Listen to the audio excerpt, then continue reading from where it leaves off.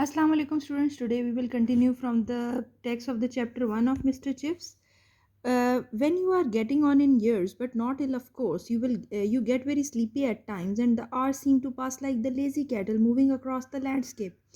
यहाँ पर बताया जा रहा है कि चिप्स जो है उसके बारे में कि जब आप बूढ़े हो जाते हैं, जैसे कि चिप्स बूढ़ा हो गया है और लेकिन बीमार नहीं है, वक्त ऐसे जो है वो गुजरता है जैसे कि एक सुस्त मवेशी किसी भी दही मंजर या दही इलाके में आराम आराम से चहलकदमी कर रहे होते हैं। और वो कहता है कि उस वक्त जब आप बूढ़े हो जाते हैं और वक्त एक तो बहुत ज़्यादा आराम आराम से गुजरता है, आपको ऐसा लगता है वक्त गुजर ही नहीं रहा। दूसरी चीज़ ये कि आपको गनुदगी जो है महसूस होती है अक्सर औकात। It was like that for Chips as the autumn term progressed and the days shortened till it was actually dark enough to light the gas before call over. अब मज़ीद ये बता रहा है कि चिप्स के साथ भी कुछ ऐसा ही मामला था। जैसे ही मौसम ख़ज़ा का तालीमी दुरानिया जो है वो शुरू होता था और ज़ोर पकड़ता था तो दिन छोटे हो जाते थे और यहाँ तक कि स्कूल में तलबा की हाज़िरी से पहले वाक़तन इतना ज़्यादा अंधेरा छा जाता था कि गैस रोशन करना पड़ जाती थी। ठीक है, जैसे जैसे मौसम ख़ज़ा जो है वो आता था, साथ साथ इनका जो है सेशन स्टार्ट होता था स्कूल का, ब्रुकफील्ड का।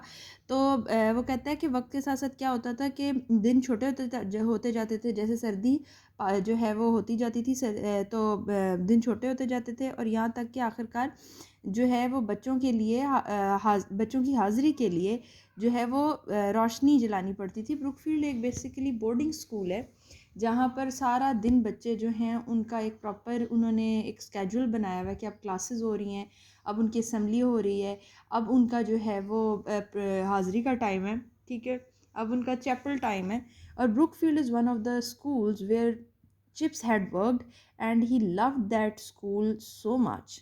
और इसके अलावा अगर देखा जाए तो जो मिस्टर चिप्स है उसको बहुत ज़्यादा डिसिप्लिन इशू थे, लेकिन डिसिप्लिन इशू इसके साथ रहा है कि बच्चों को कंट्रोल नहीं कर पाता था। लेकिन ब्रुकफील्ड में जब ये आता है तो वहाँ पहले ही जो वेदर बॉय है, जो प्रिंसिपल और हेड होता है ब्रुकफील्ड का, वो इसको समझा देता है कि आपका पहले भी इशू इसके साथ रहा है, ये डिसिप्लिन इशू रहा है। अब आपने ये करना है कि आपने कोशिश करनी है कि बच्चों को पहले दिन से ही थोड़ा सा उन पर रोब डाल दें ताकि वो आपके साथ जो है वो बदतमीज़ी ना करें।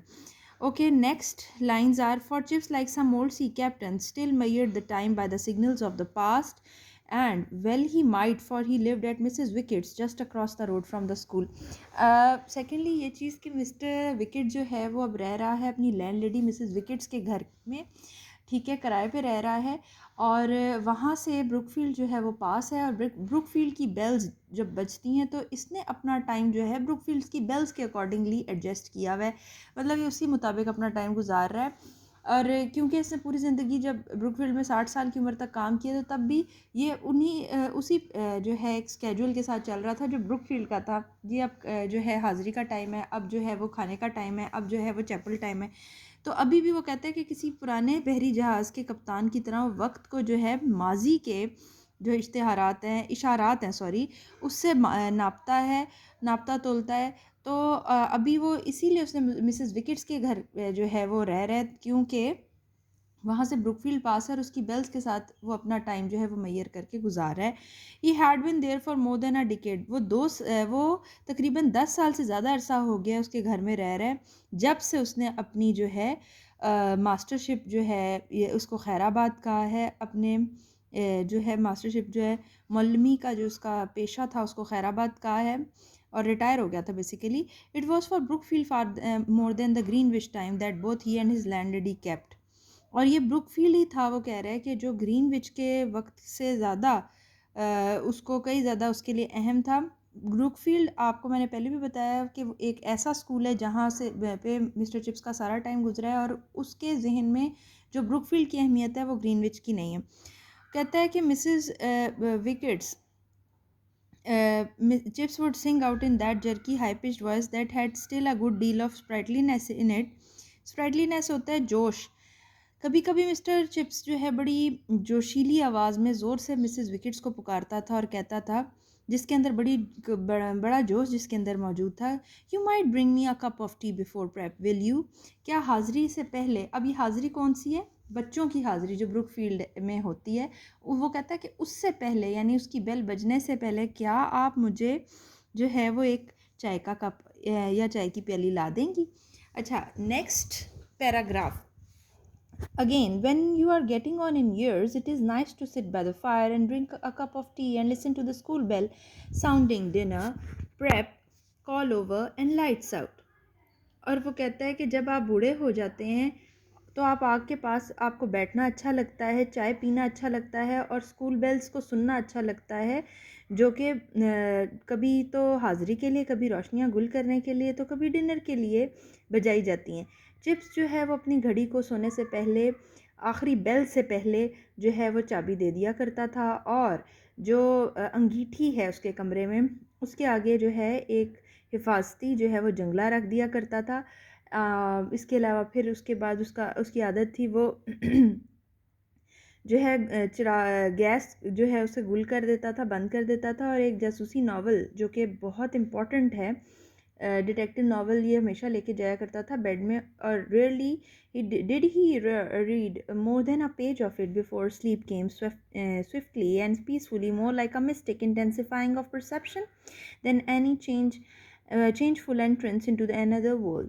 और इसके अलावा ये कि वो सिर्फ़ एक पेज से भी ज़्यादा नहीं पढ़ पाता था, या आप समझ लें एक सफ़े से ज़्यादा वो नहीं पढ़ पाता था, और उससे पहले ही जो है नींद उसके ऊपर जो है वो तारी हो जाती थी, और नींद उसके लिए एक ऐसा आप कह लें पुरअसरार भेद की तरह थी, जो उसके ऊपर अक़ल और फ़हम के जो है रास्ते को खोल देती थी या बढ़ा देती थी।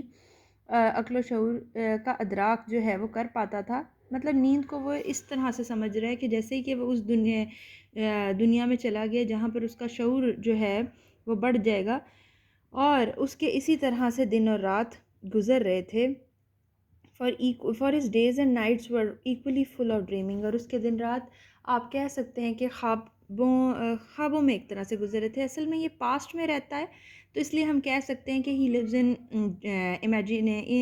एन इमेजिनेटिव वर्ल्ड, और in for his days are basically passing uh, in passing in dreams basically, or imaginations. He was getting on in years, but not ill, of course. Again the line is repeated here. We are able to know about another character, Dr. Merivale, who is also a friend of Mr. Chips as well as doctor by profession. वो कहता है हाँ, जैसे जैसे वक्त गुजरता है और हम बूढ़े हो जाते हैं लेकिन बीमार नहीं होते, डॉक्टर मैरीवेल कह रहा है कि there was really nothing the matter with him. Doctor Merrivale इस पैराग्राफ में बेसिकली बता रहे हैं कि चिप्स के साथ कोई भी मसला नहीं था, लेकिन क्या था कि और वो उसे कहता था कि मेरे दोस्त तुम मुझसे भी ज़्यादा जो है सेहतमंद हो। और ये बात करते हुए वो कहता है कि साथ साथ वो शराब जो है वो भी पी रहा था, और हर 15 दिन के बाद वो आता था और उसे कहता था तुम वो वाला वक्त गुजार चुके हो चिप्स, जो कि जिस वक्त में लोगों को अजीब अजीब किस्म की खौफनाक बीमारियां हो जाती हैं, और अगर तुम उन लकी लोगों में से हो जो कि अगर मरेगा भी तो एक नेचुरल डेथ मरेगा, that is of course if you die at all. हाँ, अगर तुम मरोगे भी तो तुम एक नेचुरल डेथ मरोगे। Okay, next page and next paragraph. You are such a remarkable old boy that one never knows. अब यहाँ पर वो उसे कह रहा है कि तुम उन गैर मामूली लोगों में से हो, और ओल्ड बॉय कह रहा है, ठीक है। ओल्ड यानी बूढ़ा और बॉय यानी लड़का। आप ये कह सकते हैं कि एक तरह का उसकी तारीफ़ कर रहा है कि तुम है एक ऐसे गैर मामूली हैरत अंगेज़ बूढ़े लड़के हो जिसे जो पहले कभी किसी ने देखा नहीं है, ना कोई ऐसे बंदे को कोई जानता है। But when chips had a cold, जैसे ही से लेकिन वो कहता है कि ये सारी बातें वो इस वजह से करता था ताकि चिप्स जो है वो हौसला ना हारे कि वो कोई बीमार है, क्योंकि आगे जाके हम पढ़ेंगे कि इसको ब्रोंकाइटिस हो जाता है। लंग्स की एक बीमारी है, जो लंग्स की जो अंदर जो नालियाँ होती हैं वो तंग हो जाती हैं। कहते हैं कि चिप्स जब भी चिप्स को सर्दी लग जाती थी तो मैरीवेल अक्सर मिसेस विकेट्स को साइड पे ले जाके लॉबी में कहा करता था बरामदे में कि look after him, you know his chest, it puts a strain on his heart. इनका ध्यान रखें, आपको पता तो है कि इनका सीना इनके दिल पर खिंचाव डालता है। Nothing really wrong with him, only Anno Domini. Anno Domini होता है बेटे बुढ़ापा। कहता है कि वो कहता था कि उसके साथ वैसे कोई मसला नहीं है, लेकिन वो बूढ़ा हो गया है। और ये सबसे एनोडोमिनी सबसे बुरी चीज़ है, या महलिक रोग है, या मर्ज़ है अगर देखा जाए। यानी बुढ़ापा ही अपने आप में एक बहुत बड़ी बीमारी या मर्ज़ है, और सबसे बड़ा रोग ही है, क्योंकि जब इंसान बूढ़ा हो जाता है तो उसके वैसे ही हर चीज़ ही उसकी जवाब दे जाती है। जिस्म पूरा का पूरा जवाब दे जाता है, सांप जवाब दे जाते हैं। Okay, next, anno domini by Jove. Jove जो है वो रोमन देवता है, ठीक है। और ये देवी और देवताओं का जो कॉन्सेप्ट है ना, उसके लिहाज से बात कर रहा है, ठीक है। एक तरह से उसको याद कर रहा है कि जी एनो डोमिनी यानी बुढ़ापा, जो कि एक तरह से वल्ला जो के जो हर बंदे के ऊपर जो है वो आ जाता है। बात करने के तौर पे उसने ये बाय जोव भी लिख दिया यहाँ पे। Born in 1848 and taken to the great exhibition as a toddling child. यहाँ पर एक जो अहम चीज़ है वो ये बताया जा रहा है, जो एक अहम चीज़ बताई जा रही है कि एक अजीम नुमाइश जो है, जो कि मुनक्किद हुई थी 1848 में, 1848 में जो मुनक्किद हुई थी, तब जो है मिस्टर चिप्स बहुत छोटा था। और उस वक़्त मिस्टर चिप्स जो है he was a toddling child, और वो अपने नन्हे नन्हे कदमों से डगमगाता हुआ जो है वो वहाँ गया इस एग्ज़िबिशन पे, जहाँ पर not many people still life could boost a thing like that. कहता है कि उस टाइम पे जो बच्चे, मतलब जो लोग ज़िंदा थे, उनमें से अब सिर्फ एक चिप्स ही है जो कि उस एग्ज़िबिशन की शोखी मार सकता है कि उस वक़्त मैं भी ज़िंदा था, लेकिन बाकी और यह एतराज़ सकता है, बाकी उसके साथ का कोई भी अब ज़िंदा नहीं है जिसने वो अटेंड किया हो ग्रेट एग्ज़िबिशन। इसके अलावा वो कह रहा है कि चिप्स जो है उसको वो याद उसको यहाँ तक कि याद है ब्रुकफील्ड वेदर बाय के टाइम पे। वेदर बाय जब हेड था तो उसको और ब्रुकफील्ड में जब हेड था तो वो वाला टाइम भी उसको याद है। A phenomena that was whether by had been an old man in those days 1870, easy to remember because Franco Prussian war. और कहता है कि उन दिनों यानी कि 1870 में वो एक बूढ़ा आदमी था, और उस वक़्त फ़्रांस और प्रूशिया की जंग की वजह से उसको याद करना आसान है। अगर उसके हवाले से, फ्रैंको प्रूशियन वॉर के हवाले से अगर याद किया जाए तो उस वक़्त उस लिहाज से याद रखना जो है वो आसान है। Brookfield after a year at Melbury, Chips had put in for Brookfield after a year at Mulberry, which he hadn't liked because he had been ragged there a good deal. असल में मलबेरी एक school है, वहाँ पर chips ने एक साल काम किया, लेकिन वो वहाँ पर उसकी एक तरह से एज अ टीचर रैगिंग बहुत होती थी, स्टूडेंट्स तंग बहुत करते थे, डिसिप्लिन इशू जैसे कि मैंने शुरू में आपको बताया कि इसके साथ बहुत ज़्यादा था, जिसकी वजह से इसको रैग किया जाता था, और उसने फिर उसको छोड़ के ब्रुकफील्ड को ज्वाइन कर लिया। But Brookfield he had liked the most from almost from the beginning. He remembered that day of his preliminary interview. Preliminary यानी इब्तदाइया जो इंटरव्यू था वो बड़ा ज़बरदस्त दिन था, और कहता है ब्रुकफील्ड उसे पहले दिन से ही बहुत पसंद था। जुलाई का महीना था और हर तरफ फूलों की महक थी, और जो है पिच पर क्रिकेट की टिक टिक यानी उसकी आवाज़ भी सुनाई देती थी, जिसे हम प्लिक प्लॉक कहते हैं। ब्रुकफील्ड जो है वॉज प्लेइंग बर्नहस्ट। बर्नहस्ट के लड़कों के ख़िलाफ़ ब्रुकफील्ड के लड़के खेल रहे थे, और बर्नहस्ट जो है का एक लड़का जो कि बहुत मोटा और चबी था, और लिटिल फेलो छोटा था वो, लेकिन उसने उस दिन बड़ी ज़बरदस्त जो है वो कामयाबी उसको हासिल हुई। उसने एक सेंचुरी बनाई हुई थी। अच्छा, क्वर होता है बेटे strange. Queer that a thing like that queer that a thing like that should stay in the memory so clearly। बड़ी अजीब सी बात है कि ऐसी चीज़ भी जो है वो जहन के अंदर, ऐसी मेमोरी भी जो है वो इतनी उसके जहन में या उसकी यादाश्त में आज भी मौजूद थी।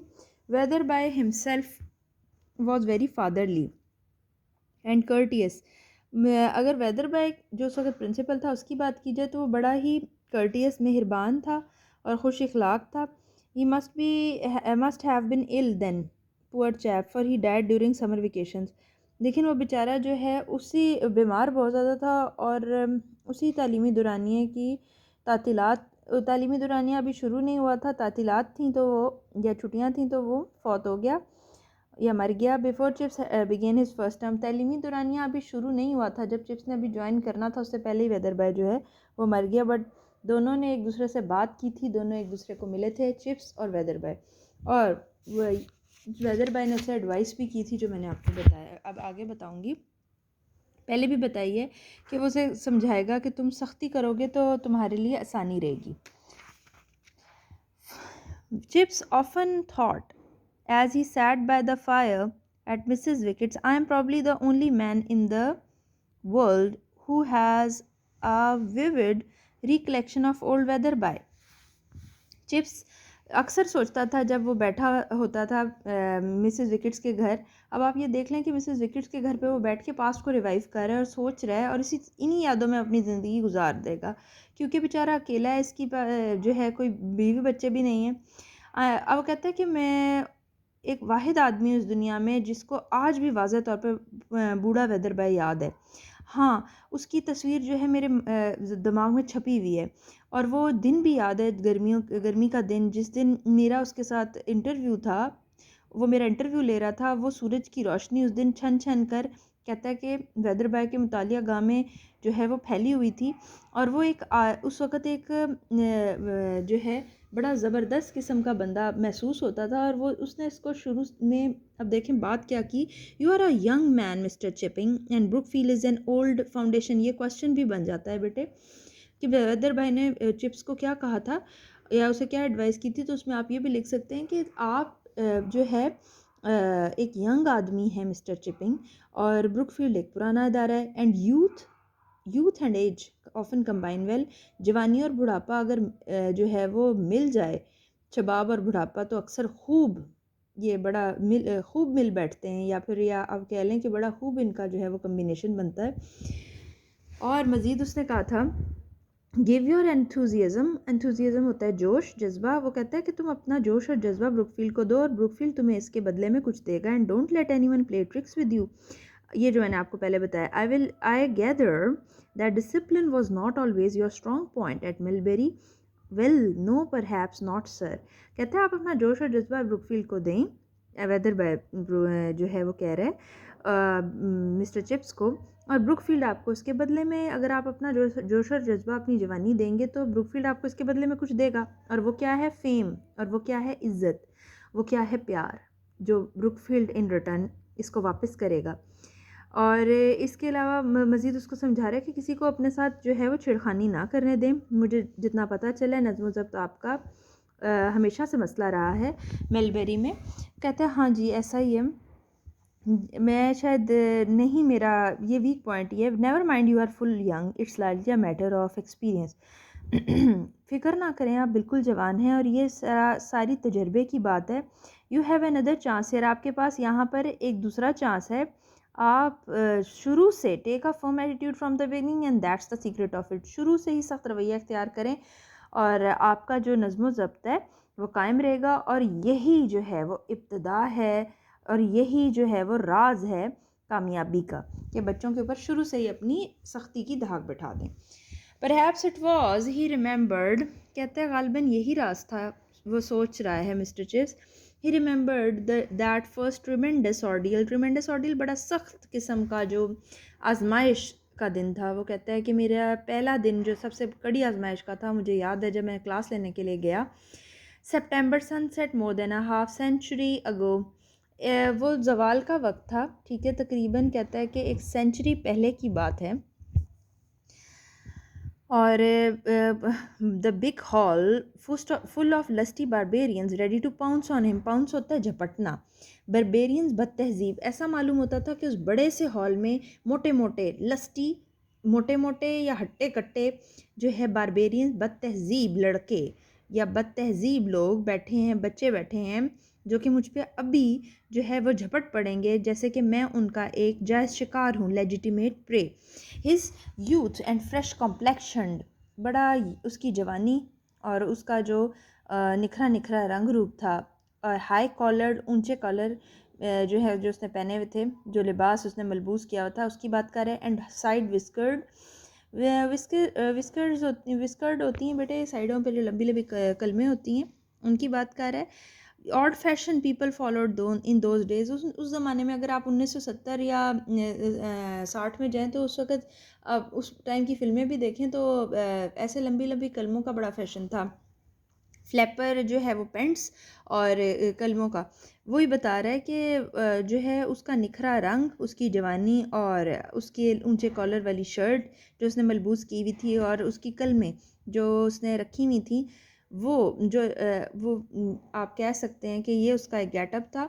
He was now at the mercy of 500 अनप्रिंसिपल्ड रफन्स। रफन्स होते हैं बदमाश, लफंगे। अनप्रिंसिपल्ड जो जिनमें कोई तहजीब नहीं होती। To whom the baiting, baiting होता है जिच करना, of the new master was a fine art, जिनके लिए एक नए मास्टर को जो है वो जिच करना बड़ा ही उम्दा अमल था। एंड एन एक्साइटिंग स्पोर्ट, और उनके लिए बहुत ज़्यादा ये मज़ेदार किस्म का आप कह सकते हैं एक स्पोर्ट था, एक जिसे हम कह सकते हैं सनसनी खेज किस्म का उनके लिए ये काम था। And something of a tradition, और वो इसको एक रवायत भी समझते थे। Okay, next paragraph.